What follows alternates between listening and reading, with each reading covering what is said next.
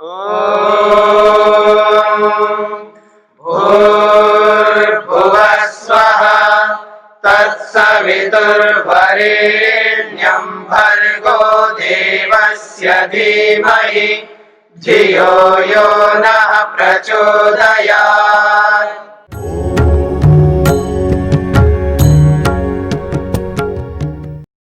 कहते हैं तीसरी जो विचारणा थी वो विपर्य भेदा पंच पूर्ववत ऐसा सूत्र बना करके उस पूर्ववत शब्द को बाकी सूत्रों में अनुवृत्ति के रूप में ला करके अगर अर्थ कर दिया जाता तो अतिरिक्त 4 सूत्रों को बनाने की आवश्यकता नहीं है, ये बात कही।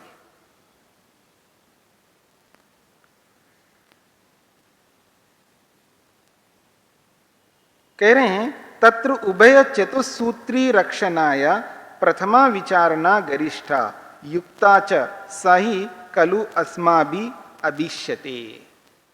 तो ये 3 प्रकार की विचार धारणाओं को बता करके भाष्यकार फिर अपनी बात को रख रहे हैं। तत्र उभय चतुसूत्री रचनाया, ये जो 4 प्रकार के सूत्र बनाए गए हैं, पहले के 4 सूत्र बाद वाले 4 सूत्र, उभय चतुसूत्री। उभय चतुसूत्री का मतलब है दोनों वर्गों में 4-4 सूत्र है ना, तो इन दोनों वर्गों में 4-4 सूत्रों को जो बनाया है सूत्रकार ने, तो प्रथमा विचारणा गरिष्ठा, 3 विचारों में से जो पहला विचार है यही गरिष्ठ, गरिष्ठ का मतलब है श्रेष्ठ है, यही उत्तम है और युक्ति युक्त है। सही खलु अस्माभि अभिष्यते, और उसी विचारणा को, उसी विचार को हम स्वीकार करते हैं। क्या? काल क्रम के कारण से कुछ विलुप्त हो गया होगा अथवा लिपिकारों के दोष से कुछ रह गया होगा अथवा भाष्यकारों ने अपना भाष्य करते करते मूल को ही भेद कर दिया होगा। ये विचारना हमें सबसे ज्यादा युक्ति युक्त लग रही है, ये बात कही। तो ये वक्तव्य पूरा हो गया है। विपर्य आदि नाम चतुर्नामपि विवरणम क्रमशः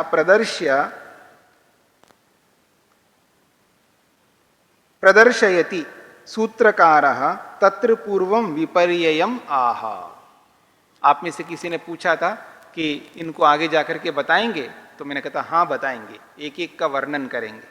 कहते हैं विपर्य आदि नाम चतुर्नाम अपि विवरणम, जो विपर्य 5 होते हैं, 5 प्रकार के विपर्यय होते हैं और 28 प्रकार की अशक्तियां होती हैं, 9 प्रकार की तुष्टियां होती है, 8 प्रकार की सिद्धियां होती है। ऐसे जो बात कही है उनमें से जो पहली बात है 5 प्रकार के विपर्यय, उनको लेकर के कहा जा रहा है कि विवरणम क्रमशः प्रदर्शयति।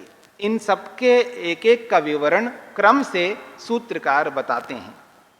उनमें से सबसे पहले विपर्यय है, तो विपर्ययम आहा, विपर्यय को लेकर के कहते हैं। सूत्र है 41वां, अवांतर भेदाः पूर्ववत्। अवांतर भेदाः पूर्ववद इति पूर्वस्य पंच इति अनुषज्यते। पूर्ववत इस शब्द से पूर्व का कहा हुआ जो 5 शब्द है ना, वो यहां पर अनुषज्यते। अनुषज्यते का मतलब है इस सूत्र के साथ वो जुड़ जाता है।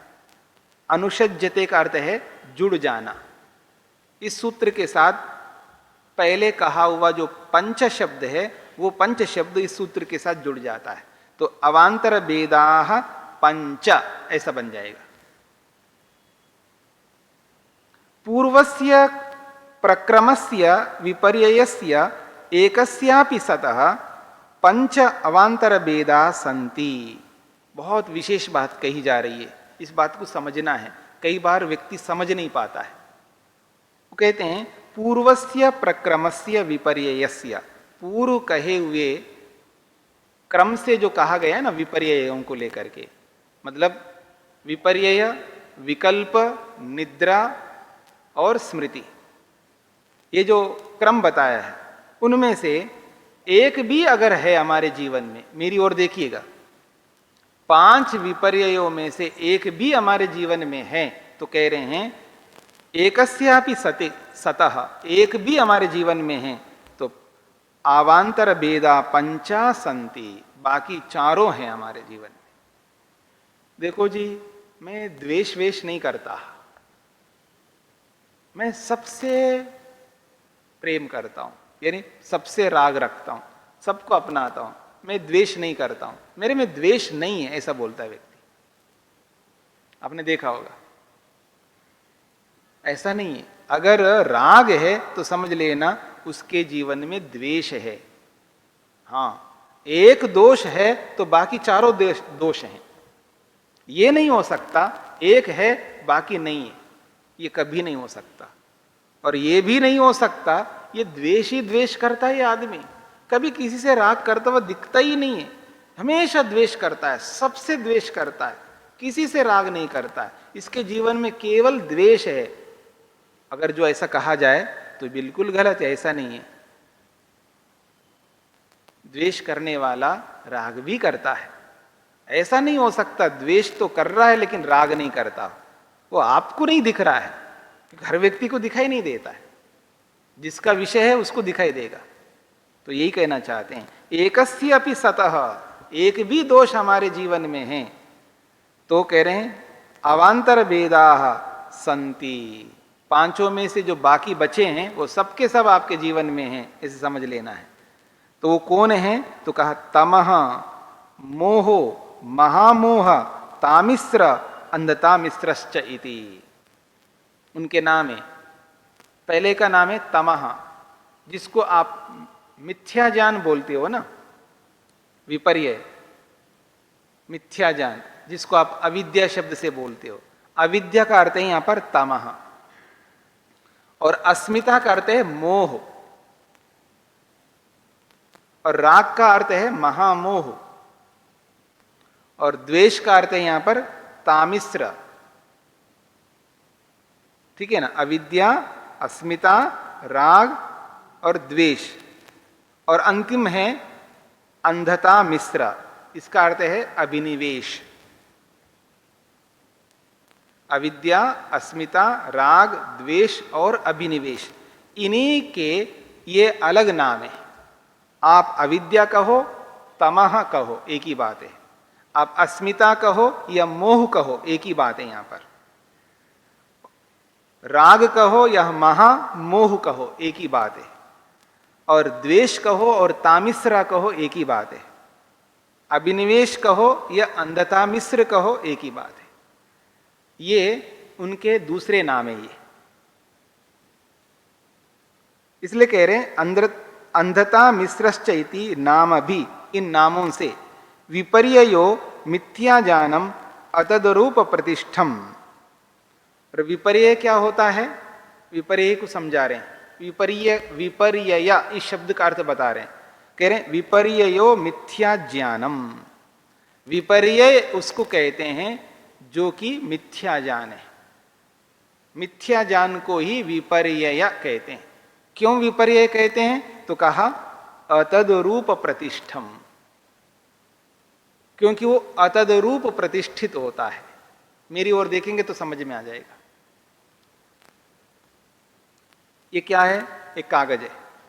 ये जिस रूप में है इसी रूप में रहना, इसको कहते तदरूप है। ये जैसा है वैसा है। कैसा है? कागज रूप में। तो कागज रूप में इसको रहना, इसको कहते हैं तदरूप है। तदरूप का मतलब है जो जैसा है वैसा ही विद्यमान है, यह है तदरूप। और इसको मैं विपर्यय बना दूंगा। विपर्यय है तो आप में से एक आदमी इसको देख करके ये सिल्वर का एक प्लेट है ऐसे समझ रहा है। क्या समझ रहा है? सिल्वर का, चांदी का एक प्लेट है ऐसे समझ रहा है। पकड़ में आ रहा है ना? तो ये तद्रूप नहीं है। क्या है? अतद्रूप है। ये क्या है? अतद्रूप है। तो विपर्य उसको कहते हैं जो तद्रूप नहीं रहता, हमेशा अतद्रूप रहता है। यानी रस्सी जो है, थोड़ी सी मोटी रस्सी है, पुरानी रस्सी है, नारियल से बनाते हैं ना रस्सी। नारियल के पेड़ के वो जो रेशों होते हैं उनको निकाल करके रस्सी बनाते हैं। थोड़ा मोटी रस्सी बनाई और इतना लंबा जो है वो रस्सी ऐसे गोल गोल वहाँ पड़ी है और थोड़ा अंधकार है। अब उस स्थिति में उसको देख करके हम, अरे यहाँ तो सांप है, तो रस्सी रस्सी के रूप में नहीं है, इसको कहते हैं अतद्रूप। जब रस्सी रस्सी के रूप में दिखाई दे इसको कहते हैं तद्रूप। तो विपर्य कैसा होता है? हमेशा अतद्रूप होता है। विपर्य कैसा होता है? वो अतद्रूप होता है, यानी जो वस्तु जैसी है वो उस रूप में दिखाई नहीं दे रही होती है, इसको कहेंगे अतद्रूप। इस अतद्रूप को ही मिथ्याज्ञान कहते हैं। इस मिथ्याज्ञान का ही अपर नाम, दूसरा नाम है विपर्यय। पकड़ में आ गए जी? यही बात कही जा रही है यहां पर।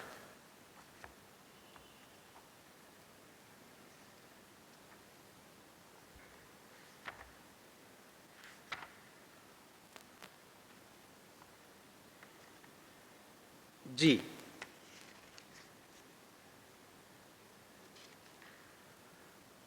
तो कह रहे हैं विपर्ययो मिथ्याज्ञान। विपर्य किसको कहते हैं? तो मिथ्याज्ञान को कहते हैं। क्यों उसको मिथ्याज्ञान कहते हैं?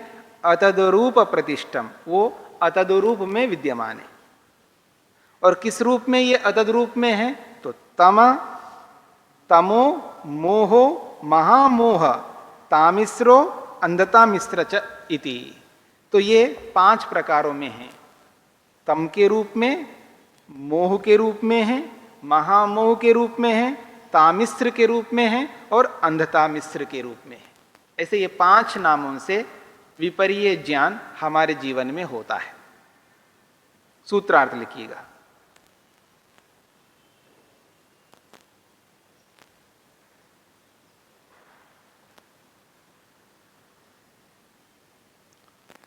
पूर्व सूत्र में कहे गए,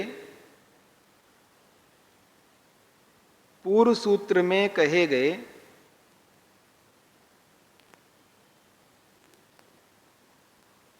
विपर्यय ज्ञान के, विपर्यय ज्ञान के ब्रैकेट में लिखते हैं मिथ्या ज्ञान के। विपर्यय ब्रैकेट में मिथ्या ज्ञान, विपर्यय ज्ञान के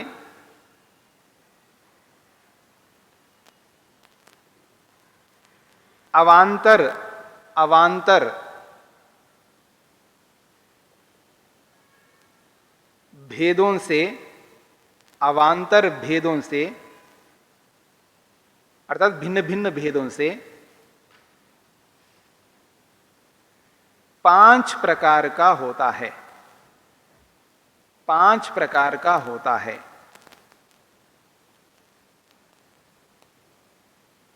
स्पष्ट हो गया जी? अवांतर का मतलब भिन्न भिन्न,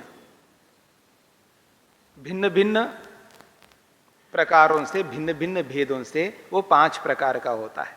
इसलिए कहा ना, एक का नाम तम है, एक का नाम मोह है, एक का नाम महामोह है, एक का नाम तामिश्र है और एक का नाम अंधता मिश्र है।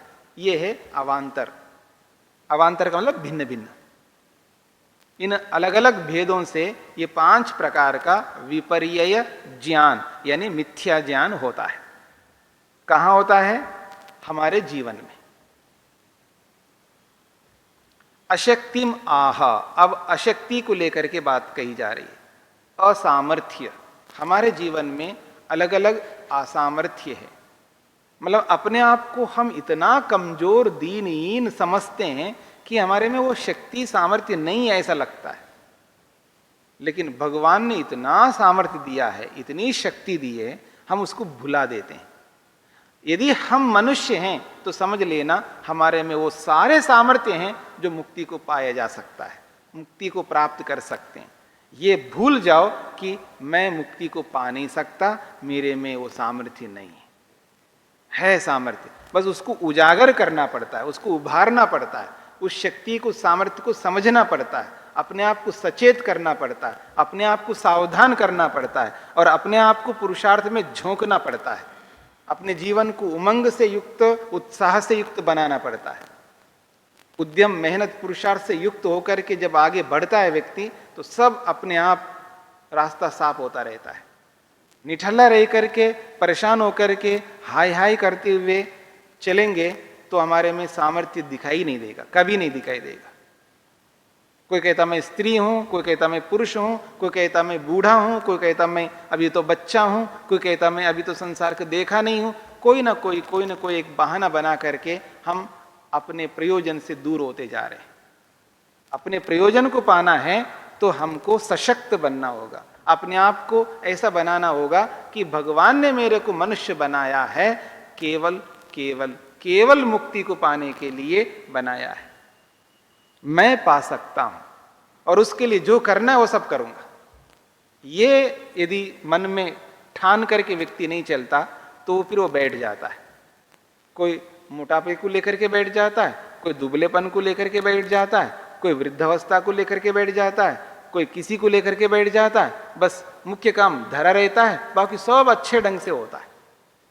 बाकी सारे काम हम बहुत अच्छे ढंग से निभाते हैं, कर्तव्य मान करके निभाते हैं, लेकिन अपने प्रयोजन को ही एक कोने में रख देते हैं।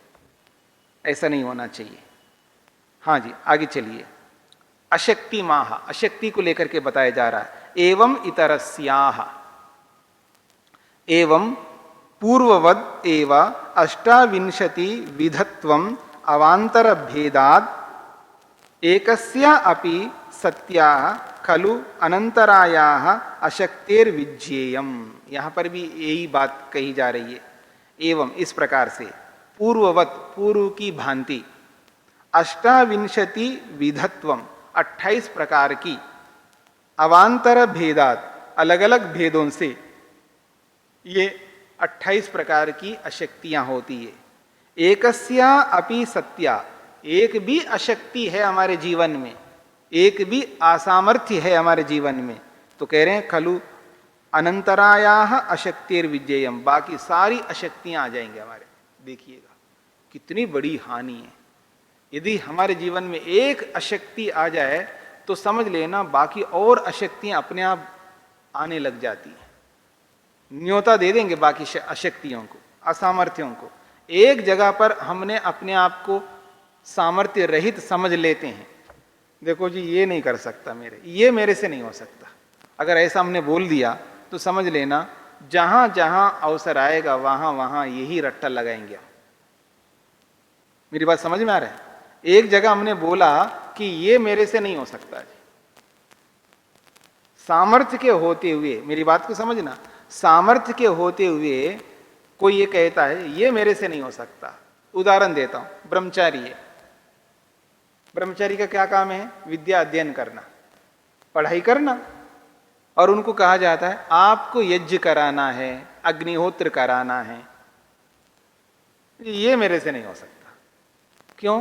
क्योंकि मेरे को बोलना नहीं आता है, मेरे को उच्चारण करना नहीं आता है, मेरे को मिला करके बोलना नहीं आता, मेरे को ये नहीं आता। नहीं आता है ना, तो कुछ नहीं आएगा। जो मुख्य काम है, बहुत मुख्य है, बहुत साधारण काम है, प्रारंभिक काम है, रोज बोलते हो वहां पर, इसलिए मुख बधिर बन करके बैठे मत रहना। जहां हम बैठते हैं, जहां अच्छा काम हो रहा है, जहां धर्म हो रहा है, जहां पुण्य हो रहा है, जहां श्रेष्ठ कर्म हो रहा हो। महर्षि स्वामी दयानंद सरस्वती जी को याद करके देखिएगा, वो क्या कहते हैं। जो व्यक्ति मंत्र बोलता नहीं है, जिसको मंत्र के बारे में कोई जानकारी नहीं है कि ये वेद मंत्र है, मेरी बात को समझना, ये वेद मंत्र है, जिसको जानकारी नहीं है, लेकिन जिसको जानकारी है ब्रह्मचारी है, और वो भी जहां वेद मंत्र बोले जा रहे हैं और मुख बधिर बन करके बैठा है, बगुला भक्त बन करके। ऐसा नहीं, बोलो, अपने मुखारविंद को खोलो और सबके साथ मिलकर के बोलो। आपको अलग से बैठ करके या तैयारी करने की कोई जरूरत नहीं है, सबके साथ रोज मिलकर के बोलने लग जाओ, अपने आप आपको यज्ञ आ जाएगा, अपने आप करा सकेंगे। ये सामर्थ्य पैदा करना पड़ता है आपके अंदर, उसको उजागर करना पड़ता है, उसके लिए मेहनत पुरुषार्थ करना पड़ता है। और एक जगह चूक गए ना कि ये मेरे से नहीं हो सकता, तो सब जगह चूक जाएंगे आप। ये कहना चाहते हैं, कह रहे हैं एकस्या अपि सत्या खलु अनंतराया अशक्तिर विज्ञेयम। एक भी अशक्ति है हमारे जीवन में तो अनंतराया, बाकी 28 में से 27 अपने आप आपको घेर करके बैठ जाएंगी। तत्र एकादश इंद्रियानाम बाधा वधा इंद्रियानाम एकादश अशक्तयः। ये जो 11 इंद्रियां हैं हमारी, 11 है ना, 5 ज्ञानेन्द्रियां, 5 कर्मेंद्रियां, 1 मन, इनमें विघात हो जाता है, इनमें कोई ना कोई समस्या आ जाती है।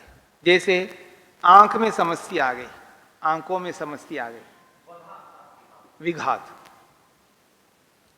एकादश इंद्रियानाम वधा, इनका विघात हो जाता है, इनमें कमी आ जाती है, ये टूट फूट जाती हैं, इसमें सामर्थ्य कम हो जाता है, तो इनका वध हो जाता है एक प्रकार से, यानी इनमें हानि हो जाती है। तो इंद्रियानाम एकादश अशक्तया, तब 11 इंद्रियों की अशक्तियां बन जाती हैं। तो इसलिए व्यक्ति आप देखेंगे ना, आंखों से कम दिखाई देता है, तो समझ लेना उसका मन भी कमजोर होता है, उसकी आंखें कमजोर है, उसके कान कमजोर हैं, उसकी वाणी कमजोर हैं, ठीक है ना, वो कमजोरी आती है, सभी इंद्रियों में कमजोरी आ जाती है, वो हताश निराश जैसा हो जाता है व्यक्ति।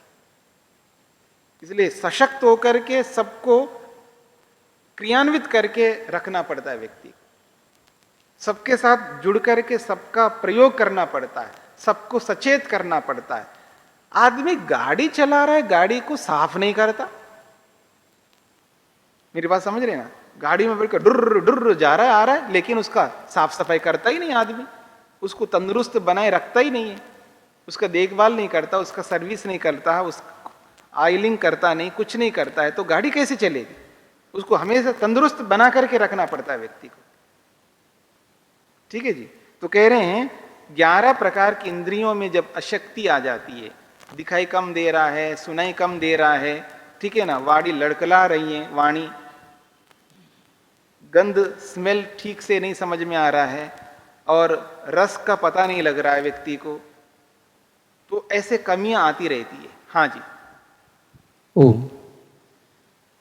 स्वामी जी, मैंने ऐसा अनुभव किया है कि किसी की अगर एक इंद्रियां कमज़ोर होती है जी, तो वो अपनी किसी दूसरी इंद्रियों को इतना अधिक डेवलप कर लेता है कि उसकी उस इंद्रियों का काम भी वो उससे ले लेता है। उदाहरण स्वरूप, आप जो कहना चाह रहा मेरे को पकड़ में आ गया है। ओम जी, ऐसा होता है कि इसको समझना होता है, हमारी इंद्रियों में इतना सामर्थ्य है कि हम उसका प्रयोग नहीं कर पाते जितना करना चाहिए, ठीक है ना। तो कोई मान लीजिए अंधा व्यक्ति है, अब देख नहीं सकता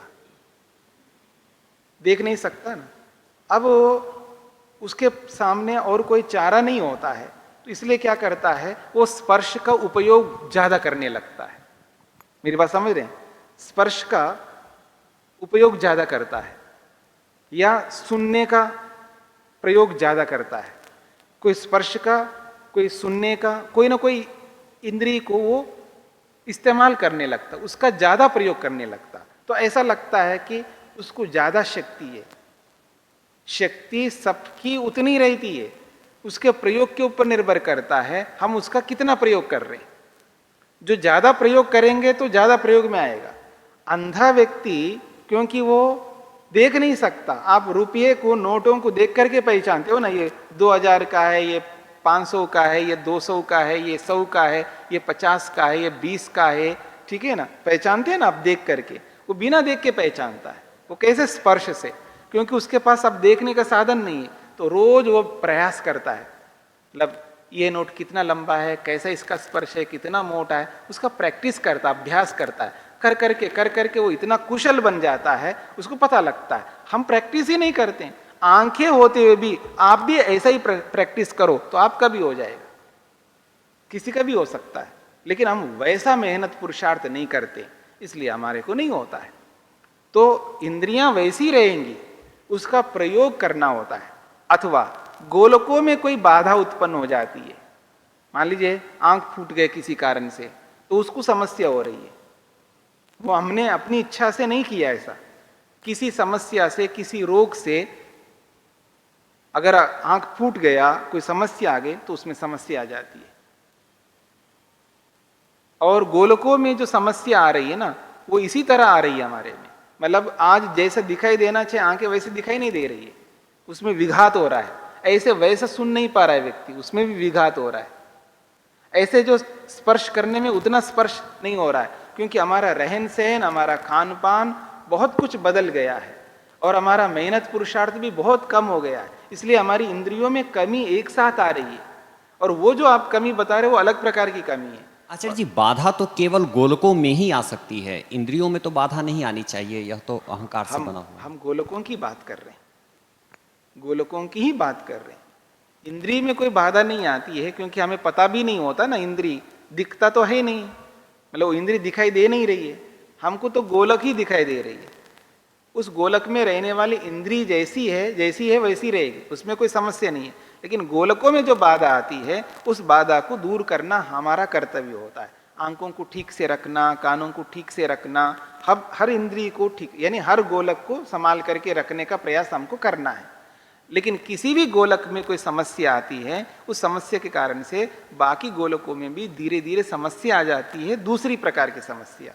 और एक स्वाभाविक समस्या जब आती, कोई अंधा पैदा हो गया अथवा अंधा हो गया, उसके कारण से कोई दूसरी इंद्रिय उसकी ज़्यादा काम करती है, इसलिए क्योंकि उसके पास विकल्प नहीं है, वो एक अलग समस्या है। उस समस्या की बात नहीं कर रहा हूँ। सब इंद्रियां ठीक ठाक है, फिर कमी आती है, तो एक में कमी आती है तो दूसरों में भी कमी आने लगती है। आंखें दिख रही है लेकिन कम दिखाई दे रहा है, मेरी बात समझना। आंखें देख रहे हैं, आंखें तो देख रही हैं, अंधा नहीं है, दिखाई दे रहा है, लेकिन दिखाई देना कम हो रहा है, तो उसके कारण से सुनाई देना भी कम होने लगता है। जैसे वृद्धावस्था में होता नहीं है, दिखाई देना भी कम, सुनाई देना भी कम, सूंघना भी कम, चखना भी कम, सब इंद्रियों में धीरे धीरे कमी आने लगती है। उस कमी की चर्चा है यहाँ पर, उस कमी की नहीं है। जन्म से कोई अंधा बन गया या किसी कारण से आंखें चली गई है, तो फिर दूसरी इंद्रिय उसकी एक्टिव ज्यादा हो जाती है, उसमें मेरा कोई आपत्ति नहीं है। ठीक है जी। तो ये अशक्तियां बताइए। सप्तदशा अशक्तयस्तु नवतुष्टीनाम तथा अष्टसिद्धीनाम विघातान अवलंब्य जायन्ते। तो कह रहे हैं एकादश इंद्रियानाम विघात, 11 इंद्रियों का जो विघात है वो बता चुके हैं। तो 11 को निकाल दो, 28 में से कितने बचेंगे? 17 बचेंगे। तो कह रहे हैं सप्तदश अशक्तयस्तु, 17 अशक्तियां क्या है उसको समझा रहे हैं। नवतुष्टि नाम, ये जो 9 प्रकार की तुष्टि है वो भी अशक्ति के अंतर्गत ले लिया है। और तथा अष्ट सिद्धि नाम, 8 सिद्धियों को भी अशक्तियों में ले लिया है। तो 9 और 8 कितने हो जाएंगे? 17। इन 17 को भी उन अशक्तियों के अंतर्गत उन्होंने ले लिया है। कब? विघाता, जब इनका विघात होता है तब वो अशक्ति बन जाती है। यानी सिद्धि तो मिल गई लेकिन उसका विघात हो जाएगा तो फिर अशक्ति बन जाएगी, ऐसा है। और व्यक्ति को अच्छा अनुभव हो गया, जितना चाहिए उतना उसको प्राप्त हो गया, उससे संतुष्टि मिलती है। ठीक है ना? इस संतुष्टि को बनाए नहीं रखता व्यक्ति, बिगाड़ के रखता है, तब वो तुष्टि दोष हो जाता है। अब आगे मेहनत नहीं करता, मतलब कुछ उपलब्धि को प्राप्त कर लेता है और उससे खुश हो रहा है, संतोष तो मिल गया लेकिन आगे मेहनत करना बंद कर दिया, तब वो ही तुष्टि दोष में परिवर्तित हो जाएगा। ऐसे ही कोई सिद्धि मिल गई है और उस सिद्धि को प्राप्त करके उस सिद्धि में ही आगे पीछे घूम रहा है, उसी को दिखाने में लग गए व्यक्ति। उस सिद्धि को देखो जी मेरे को ये सिद्धि मिल गई, उसी में लगा हुआ है, आगे के लिए मेहनत नहीं करता, तब वही सिद्धि जो है अशक्ति बन जाएगी।